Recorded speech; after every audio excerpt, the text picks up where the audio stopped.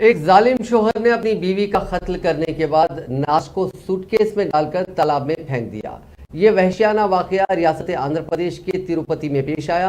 تفصیلات کے مطابق سافٹ ویئر انجینئر وینو گوپال کی شادی سال 2009 میں پدما نامی خاتون سے ہوئی تھی۔ خاتون کا تعلق تروپتی سے بتایا گیا۔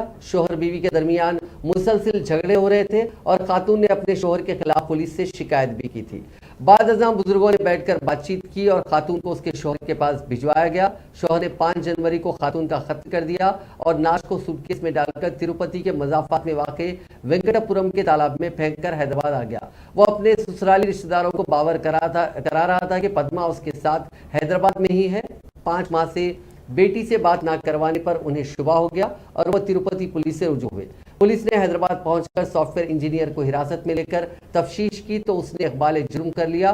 اس کی نشاندہی پر ناش کو آج تالاب سے نکالا گیا جو انتہائی مسخ شدہ حالت میں پائی گئی۔